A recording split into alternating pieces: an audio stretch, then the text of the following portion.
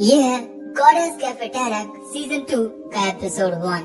तो सीजन 1 में जैसा हमने देखा था कि हयातो की दादी के मरने के बाद उनका पुश्तैनी कैफे हयातो बेचने के लिए आता है, लेकिन उस कैफे में उसे 5 लड़कियां मिलती हैं और फिर ना जाने क्या होता है। हयातो और वो 5 लड़कियां मिलकर कैफे को चलाने लगती हैं और इसके बाद एक साथ ये सब काफी सारे चैलेंजेस का सामना करते हैं और इसी बीच कुछ लड़कियों को हयातो से प्यार हो जाता है।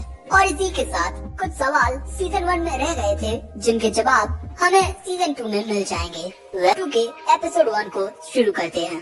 सबसे पहले हमें फैमिलिया कैफे का सीन दिखाया जाता है और मैं तुम्हें सभी लड़कियों के नाम बता दूं। इसका नाम है ओका, इसका नाम है रिहो और इसका नाम है शिरागिकू और ये है एमी और ये है अकाने। कैफे में ऑर्डर्स लेते हुए ओका देखती है कि शिरागिकू हयातो के बहुत करीब होती है और इसके कुछ देर बाद वो देखती है कि अकाने हयातो से चिपक रही है। और इसके बाद हमारा फैमिलिया कैफे में टैरक में स्वागत किया जाता है। अब इसके बाद हमारी नजर और 5 लड़कियों पर पड़ती है जिन्होंने ये डिसाइड किया है कि वो फैमिलिया कैफे को बर्बाद कर देंगी। अब इसके बाद रात के वक्त ओका सभी लड़कियों से कहती है, मैं तुम सभी से एक जरूरी बात करना चाहती हूँ क्योंकि इस वक्त हयातो घर के बाहर है। अकाने, शिरागिकू, तुम दोनों हयातो से प्यार करती हो, है ना? लेकिन काम के दौरान तुम्हें उससे चिपकना नहीं चाहिए क्योंकि ये हमारे काम पर इफेक्ट डालता है। तुम भी मेरी इस बात से सहमत हो ना, रिहो? रिहो भी कहती है कि हाँ, हमें प्रोफेशनल और पर्सनल मैटर्स को अलग अलग रखना चाहिए। शिरागिकू कहती है कि मैं हयातो से प्यार नहीं करती, मैं तो बस उससे एक सवाल पूछना चाहती थी। अकाने भी यही कहती है, मैं भी बस उसे कॉफी बनाना सिखा रही हूँ। ये बात सुन ओका समझ जाती है कि चाहे कुछ हो जाए ये दोनों सच को कबूल नहीं करेंगी और इसीलिए फैमिलिया कैफे की इज्जत को बचाने के लिए ओका एक बड़ा निर्णय लेती है। वो क्या है कि मैं उससे प्यार करती हूँ, इसीलिए जब तुम दोनों उसके करीब जाती हो तो मुझे अच्छा नहीं लगता। ये बात सुन अकाने कहती है, अच्छा ऐसी बात है, लेकिन तुम तो हमेशा उससे लड़ती रहती हो। अरे वो तो बस इसीलिए ताकि हम दोनों एक दूसरे के साथ वक्त बिता सकें। लेकिन जब हम दोनों अकेले होते हैं तब मैं उससे बहुत प्यार से बात करती हूँ। अकाने पूछती है, अच्छा तो मुझे बताओ कि तुम दोनों कितने करीब हो? ओका कहती है, मैंने उसका हथियार भी देखा है। और ये बात सुन सभी लड़कियां हैरान हो जाती हैं। एमी कहती है कि ये अच्छा नहीं है, मैं हयातो के हथियार के साथ लड़ना चाहती हूँ। लेकिन तभी अकाने ओका के पास जाकर कहती है कि देखने के अलावा क्या तुमने कुछ और भी किया है? और ये बात सुन ओका हयातो के साथ अपने ख्यालों में गुम हो जाती है। लेकिन तभी ख्यालों की दुनिया में से उसे रिहो बाहर निकालती है और रिहो को देखकर हम समझ सकते हैं कि इसे कितना ज्यादा गुस्सा आ रहा है और कहती है कि आखिर तुम उसके इतने करीब कब चली गई? मुझे तो पता ही नहीं चला। अरे मैं भी उससे प्यार करती हूँ। जो बात सुन ये दोनों हैरान हो जाती हैं। लेकिन अकाने कहती है कि ये पक्का झूठ बोल रही है ताकि हम सभी अपने अपने दिल की बात जुबान पर ला दें। और चलो अब मैं भी सच बता ही देती हूँ। हाँ, मैं उससे प्यार करती हूँ जिसका इजहार मैं कर चुकी हूँ। बस उसने अभी तक मुझे एक जवाब नहीं दिया। और अब शिरागिकू भी हयातो के लिए अपने प्यार का इजहार कर देती है और उसने भी हयातो को ये बता दिया है। और अब रिहो ओका से पूछती है कि तुमने अभी तक उसके साथ कुछ भी नहीं किया है ना? वो कहती है हाँ। और अब रिहो भी ये बात मान लेती है कि वो भी हयातो से प्यार करती है और उसने मजाकिया रूप में हयातो को प्रपोज भी किया था। यानी कि ये तीनों लड़कियां हयातो से बेइंतहा मोहब्बत करती हैं और हार मानने के मूड में तो कोई भी नहीं होती। लेकिन तभी एमी भी कहती है कि मैं भी हयाची से प्यार करती हूँ। अब ओका कहती है कि अरे मैं तो झूठ बोल रही थी, मैं उससे कोई प्यार नहीं करती। और उसके ये कहते ही वहाँ पर हयातो आ जाता है शॉपिंग करके। अरे इतना शोर शराबा क्यों हो रहा है? एमी कहती है, हम तुम्हारे हथियार के बारे में बात कर रहे थे। जो बात सुन हयातो कहता है, आखिर एमी जो कह रही है क्या वो सच है? और अब सारी लड़कियां सारा का सारा इल्जाम ओका पर डाल देती हैं और अब हयातो ओका पर गुस्सा करने लगता है। ओका कहती है, मुझे इस तरीके से मत देखो हयातो, अगले दिन कैफे की छुट्टी होती है, इसीलिए एमी हयातो से कहती है कि चलो गेम खेलते हैं।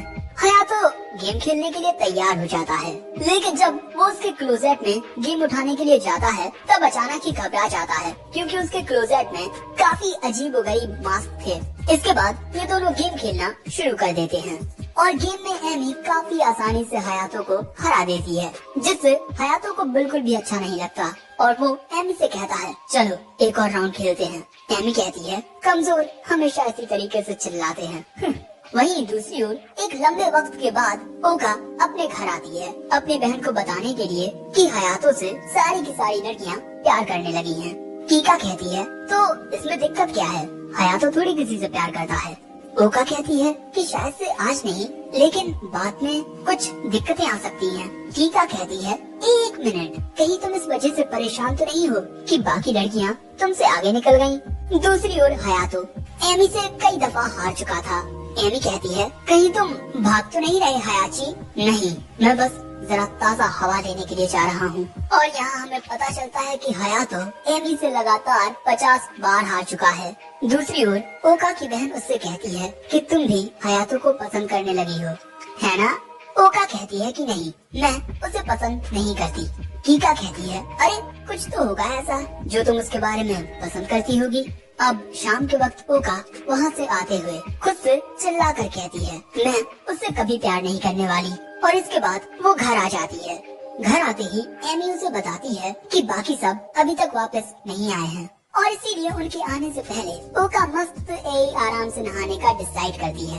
अपने कपड़े उतारते हुए उसके दिमाग में चल रहा था कि वो हैलोवीन के लिए किस तरह के कॉस्ट्यूम डिजाइन करेगी, लेकिन जैसे ही वो बाथरूम का दरवाजा खोलती है उसे दिखता है हयातो जो नहा रहा था और यहाँ ये दोनों एक दूसरे को निर्वस्त्र देख लेते हैं और ओका की नजर हयातो के हथियार पर जाती है। सो हयातो उससे कहता है तुम अचानक ही यहाँ क्यों आ गयी और प्लीज जल्दी निकलो यहाँ से। अगले ही पल में ओका बाहर आ जाती है और दरवाजे को बंद कर देती है और इसके बाद किसी सोच में गुम हो जाती है। और इसके बाद हम देखते हैं कि ओका न्यू कॉस्ट्यूम बना रही है, लेकिन वो सही से कंसंट्रेट नहीं कर पा रही।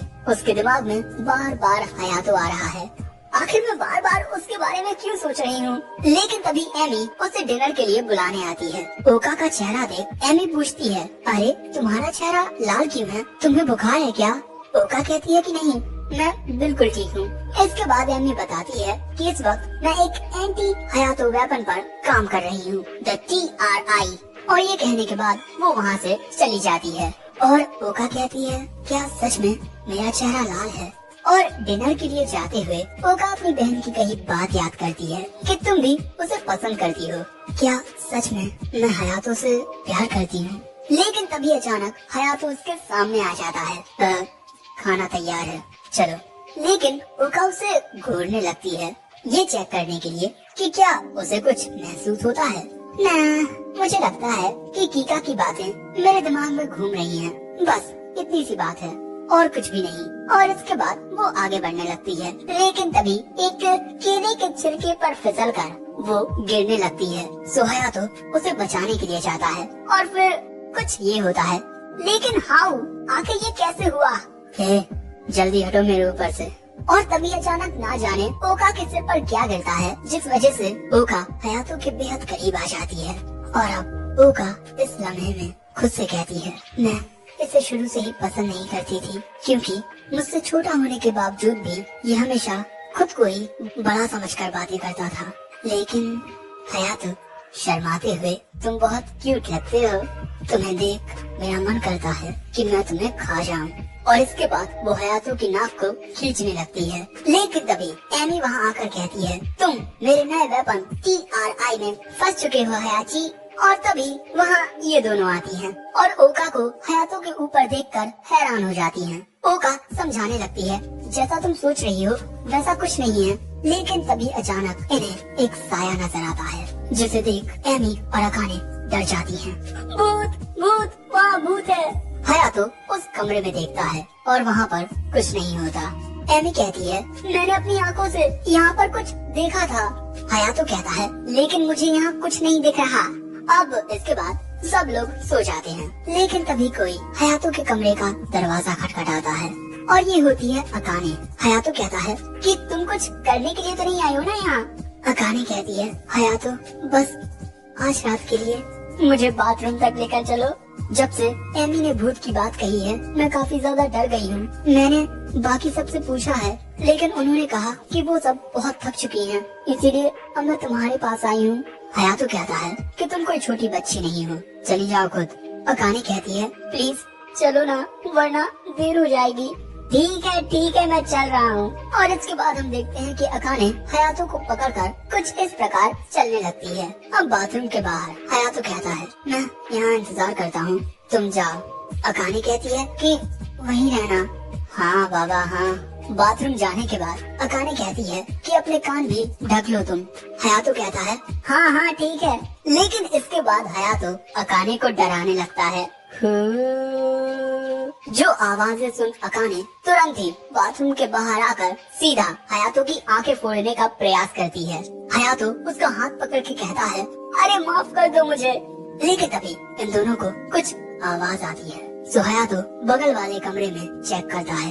इसके बाद ये दोनों अंदर आते हैं। अकाने ने अभी भी हयातो को पकड़ा हुआ था और वो हयातो को छोड़ने का नाम नहीं ले रही थी क्योंकि वो बहुत ज्यादा डरी हुई है। ये आवाजें ग्रैंडमा के कमरे से आ रही हैं, इसीलिए अब हयातो दरवाजा खोलता है और वहाँ इन्हें कुछ दिखाई देता है, जिसे देख ये दोनों ही डर जाते हैं। अकाने डर के मारे वहीं बेहोश हो जाती है और ये आवाजें सुनकर वहाँ पर बाकी की लड़कियाँ भी आ जाती हैं और अकाने की हालत देख ओका कहती है कि तुम अकाने के साथ क्या करने वाले थे। लेकिन हयातो के कुछ कहने से पहले ही रिहो उसे पकड़कर उसे कुछ इस प्रकार खींचने लगती है और इसके बाद हमें पता चलता है कि ये आवाजें इस बिल्ली की वजह से आ रही थी। बिल्ली को देखकर ये तीनों तो उस पर फिदा हो जाती हैं और तभी अकाने हयातो से कहती है क्या हम इसे रख सकते हैं। हयातो कहता है कि नहीं हमारा बिजनेस खाने पीने का है, हम इसे नहीं रख सकते।